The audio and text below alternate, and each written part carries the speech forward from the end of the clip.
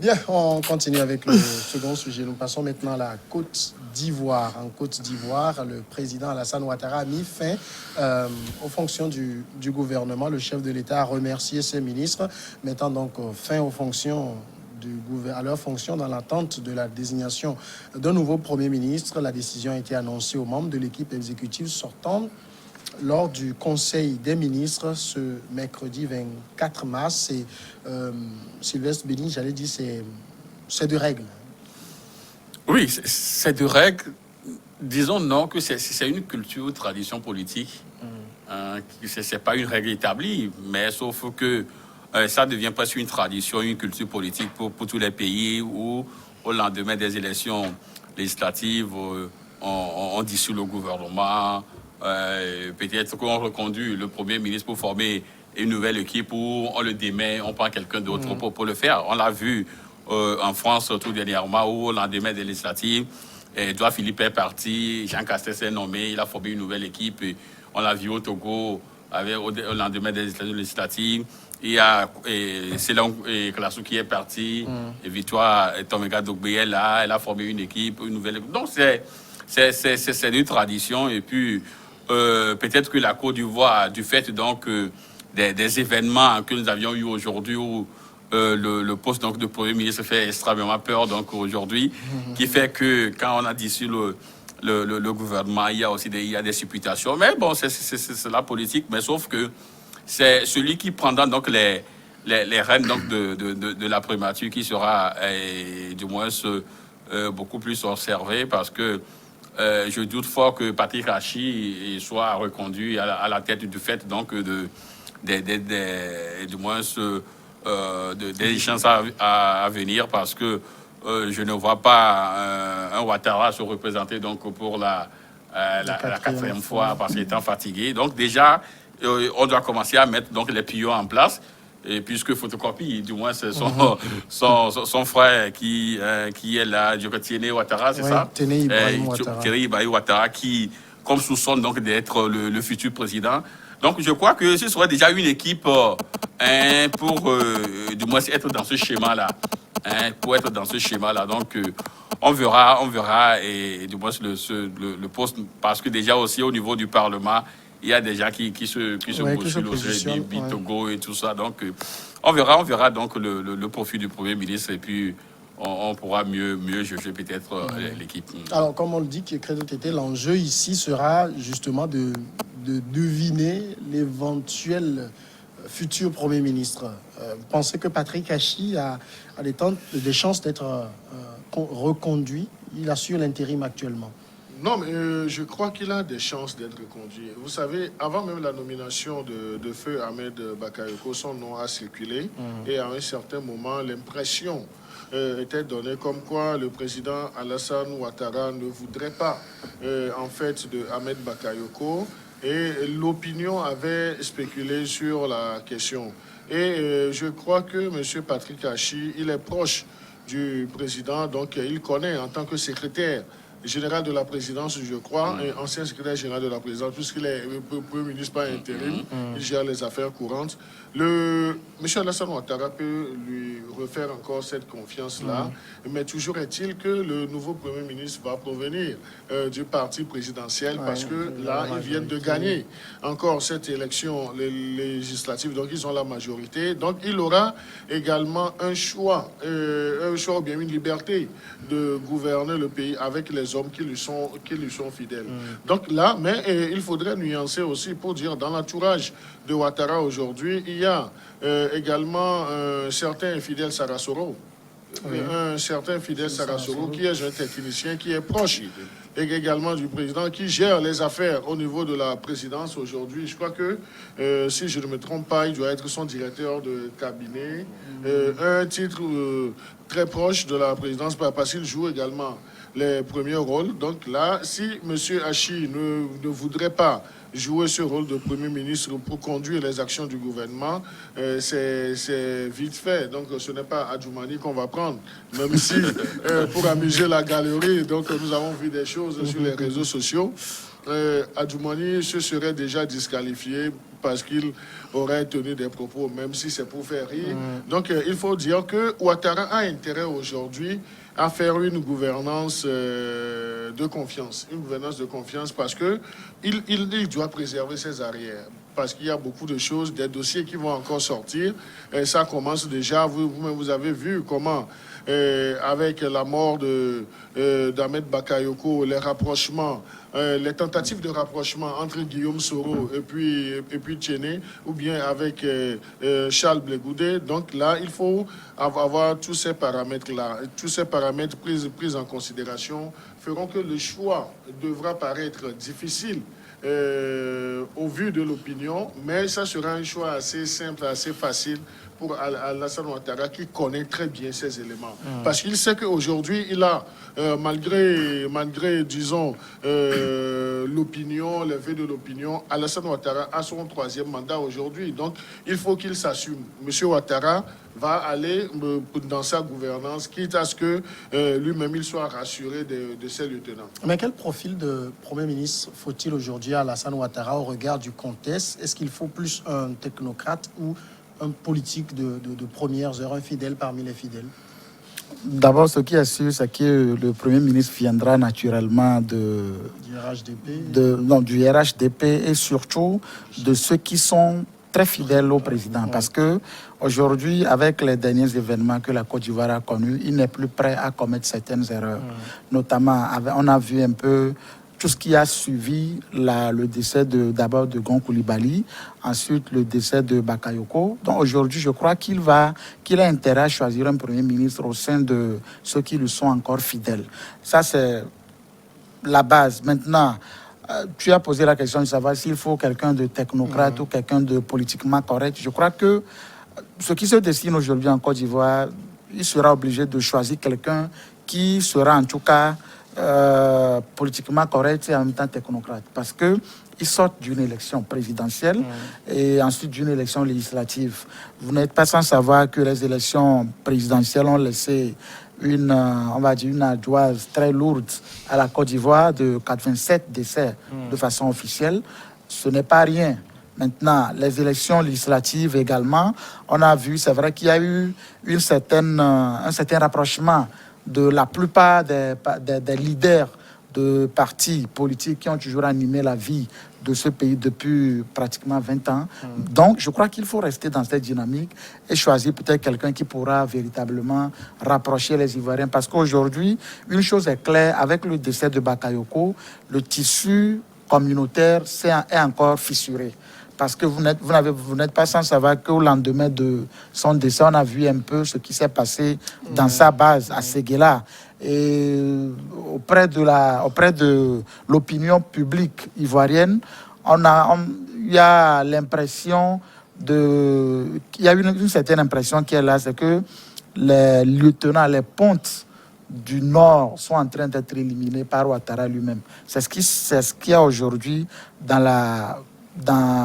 au sein de l'opinion ivoirienne. Donc je crois que Ouattara, étant conscient de tout ceci, ne pourra que choisir un Premier ministre qui pourra quand même participer à recoller le tissu social de la Côte d'Ivoire. Et de l'autre côté aussi, le 3e mandat qu'il a entamé depuis octobre, on va dire, est un mandat, entre guillemets, de trop.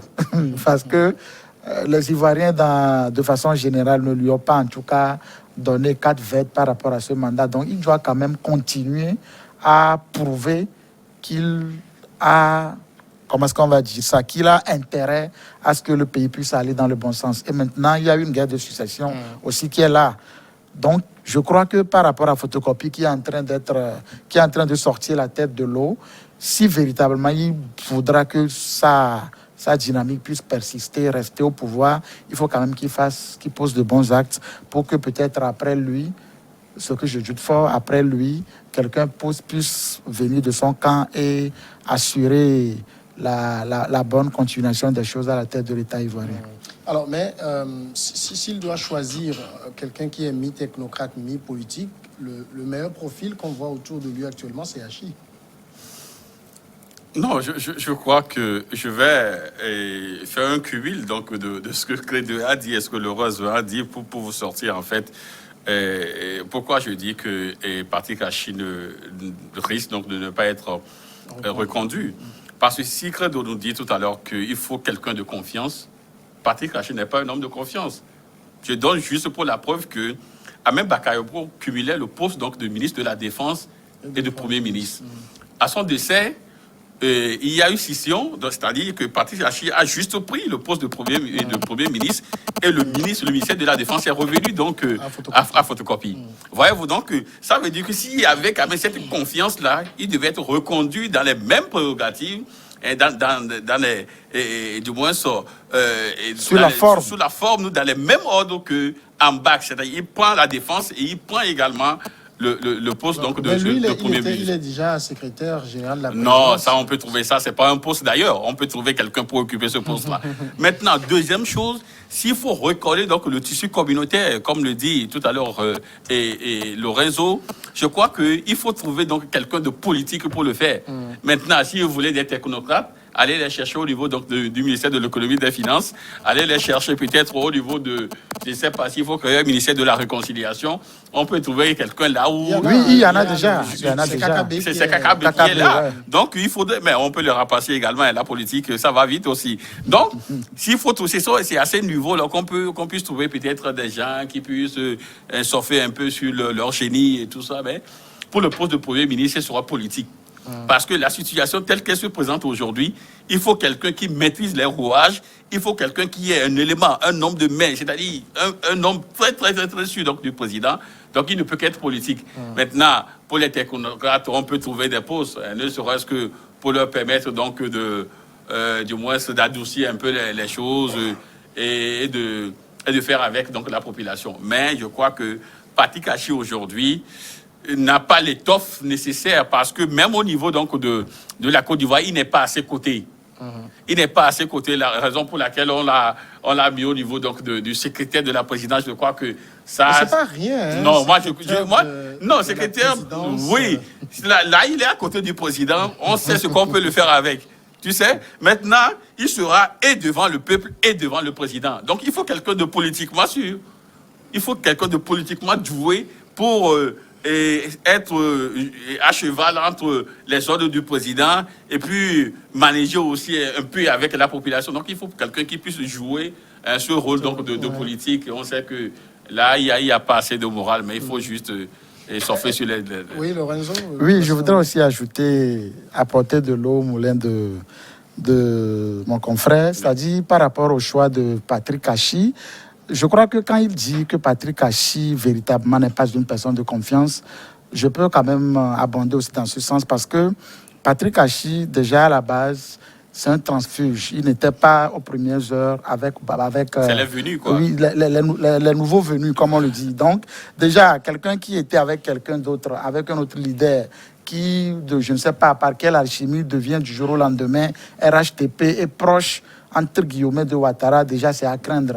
Et il y a aussi l'autre là, Sidiki Diakité, qui est aussi là, dont le profil aujourd'hui pose un problème, parce que récemment, on a vu un peu sur les réseaux sociaux, sur certaines pages assez sérieuses de la Côte d'Ivoire, en tout cas beaucoup d'informations qui ont circulé sur le profil de ce ministre.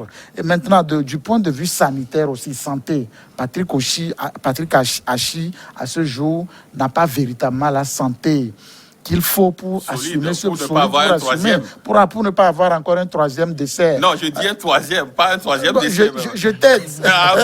Pour ne pas avoir un troisième décès à la tête encore de la primature ivoirienne. Parce que déjà même aux premières heures de sa nomination, on a vu un peu les informations qui ont couru comme quoi il serait aussi transféré. Il était même obligé de sortir pour démentir cette information. Mais est-il dit qu'il est quand même très souffrant.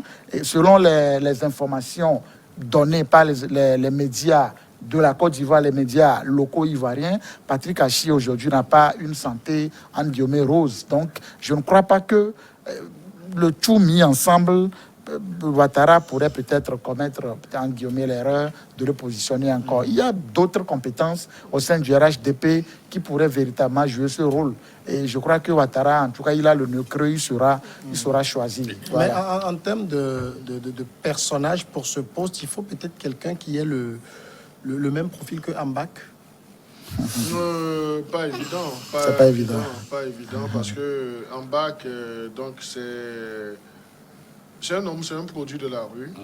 Et Ambak a toujours fonctionné avec la rue, donc ça a fait à un certain moment aussi son poids. Et parce qu'il sait manier le langage de cette jeunesse qui se retrouve dans la rue. Et c'est ça qui faisait sa force en fait. Mais moi, je voudrais dire, le profil aujourd'hui du nouveau Premier ministre ivoirien, donc c'est quelqu'un qui soit un vrai bosseur et quelqu'un qui épouse également l'idéologie de M. Alassane Ouattara. Donc c'est pourquoi Alassane Ouattara ne va pas s'amuser pour mettre n'importe qui à ce poste. Donc c'est là où je voudrais nuancer les propos de mes confrères Lorenzo et puis Sylvestre pour dire, en fait, on ne peut pas à ce stade vendre moins cher Patrick Hachi. Ce n'est pas parce que lorsque Patrick Hachi allait gérer ou bien allait conduire l'intérim de feu Ahmed Bakayoko, on a donné le ministère de la Défense à photocopie. Donc ce n'est pas parce que seulement ça. Est-ce que le président Alassane Ouattara n'avait pas cette ambition de faire émerger, disons, son frère? Donc pour le faire émerger dans cette situation, donc c'est lui donner un portefeuille qui soit assez lourd. Parce que le ministère de la Défense, donc s'il l'a mis là-bas, peut-être que c'est pour le rôder. Cela ne voudrait pas dire qu'il peut, du ministère de la Défense, aujourd'hui, dans la situation actuelle de la Côte d'Ivoire, passer du ministère de la Défense pour le poste de la primature. Non, lui, il est exclu. Donc lui, il est tellement exclu parce qu'il ne maîtriserait pas bien, disons, les enjeux, les rouages. Et si Ouattara se hasardait pour aller sur ce terrain, donc il va créer beaucoup plus d'autres problèmes. Mais moi, je voudrais, en parlant de nuance, dire que Patrick Hachi peut également faire cette affaire si Ouattara lui fait entièrement confiance. Nous n'avons rien comme bilan sur l'état de santé de Patrick Hachi parce que sur les réseaux sociaux, on avait appris beaucoup de choses. Donc je dis, ça peut être l'œuvre des féticheurs de ces réseaux sociaux. En grande griffe, il en existe dans tout l'espace, dans tout pays, parce qu'on nous a même vendu que le monsieur a été également évacué, alors que le monsieur était certes souffrant, mais il n'était pas dans la description qu'on avait donnée de lui. Donc, monsieur Ouattara, aujourd'hui, a l'obligation de choisir quelqu'un en qui il a entièrement confiance, quelqu'un qui maîtrise les enjeux politiques et quelqu'un qui fasse également bouger le pays en termes de planification, en termes d'engagement même des citoyens à contribuer au développement du pays. Parce que M. Ouattara est son troisième mandat, c'est vrai. Donc il y a certains Ivoiriens qui sont avec lui, d'autres ne sont pas avec lui. On ne peut pas dire que c'est tous les Ivoiriens qui ont rejeté M. Ouattara. M. Ouattara a toujours ses partisans, son parti, donc c'est un grand parti aujourd'hui. Les résultats qu'ils ont donnés pour les législatives plaident en leur faveur. Maintenant, l'équation serait assez difficile, je l'avoue, pour M. Ouattara, mais ça ne lui serait pas impossible. Et ne soyons pas surpris qu'il reconduise pleinement M. Patrick Hachi ou bien qu'il choisisse. Moi, je vois, c'est vrai, les gens ne voient pas venir un certain Fidel Sarasoro. Fidel Sarasoro, il répond aux critères de... Sarasoro, ça rappelle quelque chose au Togo. Oui, parce qu'il a dirigé le système des Nations Unies ici pendant longtemps, donc il connaît. Et c'est on peut le classer prioritairement dans la catégorie des technocrates, mais ayant fréquenté avec le pouvoir, le cercle décisionnaire, la présidence, il est aujourd'hui, peut-être que le formatage politique a été fait. Maintenant, je ne sais pas si la considération géopolitique va influer sur le choix de monsieur Alassane Ouattara. Toujours est-il, dans les heures qui vont venir, nous connaîtrons le Premier ministre de la Côte d'Ivoire, mais c'est quelqu'un, il faut le dire, que ça soit Patrick Hachi ou non, ou Fitviles Sarasoro, donc c'est quelqu'un qui aura du boulot réellement à faire. Oui. Oui, allez-y. C'est vrai qu'on parle beaucoup de ces personnalités pour le poste de Premier ministre, mais en ce moment, il y a aussi un autre poste qui doit être probablement âprement disputé, c'est la présidence du Parlement. Et je vois peut-être un peu les Big Togo, les Soumaoro se positionner. Oui, je crois qu'à ce niveau, le problème ne se poserait pas. Oui, c'est ces noms-là qui circulent. Et parmi eux, entre Big Togo et Soumoro, je crois qu'il y a quelqu'un entre les deux là peut valablement prendre donc le Parlement. Ça, le problème ne se pose pas. Donc un Big Togo Premier ministre, c'est inenvisageable? Non, je ne crois pas. Je ne crois pas. Et puis, je ne crois pas. Parce que ce que je dis, c'est qu'aujourd'hui, ce serait peut-être un gouvernement, si vous permettez le terme, un gouvernement de combat.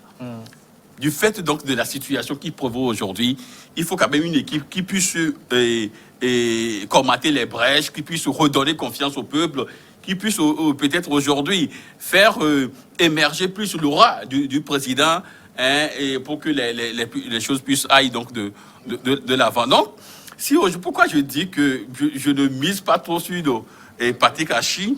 Vous savez, si un président de la République dissout du moins un gouvernement, ça veut dire déjà qu'il a déjà quelqu'un sous la main qui peut être Premier ministre. Parce que rien n'oblige donc le président Alassane Ouattara à dissoudre de sitôt le gouvernement.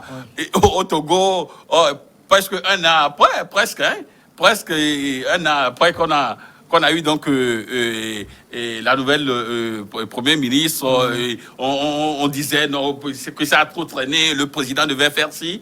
Mais bon, il a pris tout son temps pour dénicher peut-être l'oiseau rare et mettre du moins cela à contribution pour former une nouvelle équipe. Maintenant, si le Ouattara l'a fait de si tôt, c'est-à-dire presque quelques jours après les législatives, ça veut dire déjà qu'il a quelqu'un sous la main. Et donc, je crois que Patrick Hachi sera peut-être va retourner à son poste de secrétaire. Là, s'il a une santé fragile, il peut au moins ménager avec ça. Mais pour le poste de Premier ministre, je dis, il faut quelqu'un donc de bosseur. Il faut quelqu'un qui a une santé assez solide. Il faut quelqu'un politiquement qui maîtrise donc les rouages donc de la Côte d'Ivoire. Et puis il faut quelqu'un aussi qui peut être qui peut avoir un peu de profit de Hambak, c'est-à-dire un peu proche donc de Ouattara, et puis manager un peu avec aussi la population pour permettre donc de dissiper du moins et tout ce qu'il y a aujourd'hui contre Ouattara. Parce que il y a un élément assez important, c'est que Laurent Gbagbo va revenir très bientôt. Et son ministre de la rue, Charles Blegoudé, va revenir. Donc, ça va donner donc un autre aspect politique à la Côte d'Ivoire. Donc, il faut un Premier ministre assez solide pour faire face à tout cela. Voilà. Et parlons aussi un peu du profil du gouvernement. Ouattara va-t-il s'ouvrir aux autres, vu le contexte dans lequel la présidentielle elle-même s'est déroulée, contexte très tendu? Il va faire un peu l'ouverture? Je crois qu'il avait déjà même commencé en nommant, sur proposition de Hambak, le ministre Kakabe, parce que Kakabe n'est pas de sa mouvance. Kakabe avait joué quand même le jeu déjà. Oui, mais il avait joué le jeu, mais il n'était pas quand même de la mouvance du président. Il était resté dans sa peau d'opposant. Et donc, je crois que déjà le nommant à ce poste du ministre de la Réconciliation, déjà c'est fait preuve d'ouverture. Et le second aspect aussi, c'est que avant même les élections législatives, je crois que mandat avait été donné à Ahmed Bakayoko de lancer un dialogue politique afin d'amener toutes les autres forces politiques ivoiriennes à épouser l'idée et à participer surtout à l'élection. Et ce qui avait été fait. Donc je crois que si on met les deux aspects ensemble, on peut quand même dire, au risque de ne pas se tromper, que peut-être le gouvernement prochain de Ouattara pourra peut-être s'ouvrir à d'autres sensibilités. D'ailleurs, même il a intérêt à le faire parce que, comme on le disait tout à l'heure, le climat social aujourd'hui n'est pas rose en Côte d'Ivoire. Et donc, s'il faut peut-être rester encore avec un gouvernement des vainqueurs, je crois que ça ne fera pas véritablement l'affaire. Parce que, à ce jour, en tout cas, le Nord, qui est considéré comme sa base politique, le Nord véritablement ne le voit plus sous un bon œil, comme on le dit, parce que quand on remonte un peu, on voit un peu les conditions dans lesquelles le lieutenant-colonel, comment il s'appelle, Ouattao est mort. Il est du Nord. Quand on voit un peu les conditions dans lesquelles Gon est mort, il y a aussi du Nord. Les conditions dans lesquelles Hambak aussi du Nord est mort. Et de l'autre côté, on voit aussi Soro Guillaume qui est aussi du Nord, qui est en exil.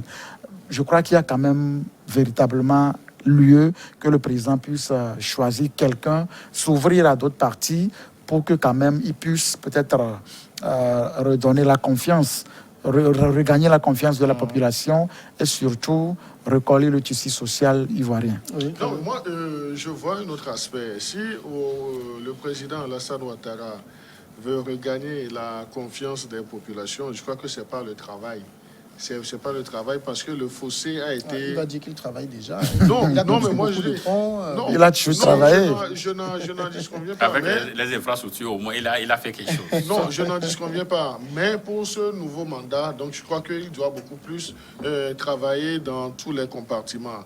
C'est vrai, dans la formation de ce nouveau gouvernement, il va y avoir une expression ou bien une volonté d'ouverture, mais cela ne va pas s'imposer à lui.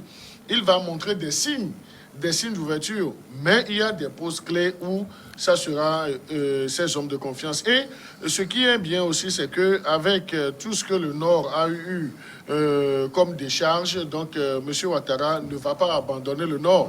Donc il va composer toujours avec des acteurs clés du Nord, mais cela ne voudrait pas dire qu'il va les placer systématiquement dans des postes clés, mais il ne va pas les oublier parce que les défunts du Nord ont contribué aujourd'hui à ce qu'il soit là où il est encore aujourd'hui. Donc, il ne va pas oublier.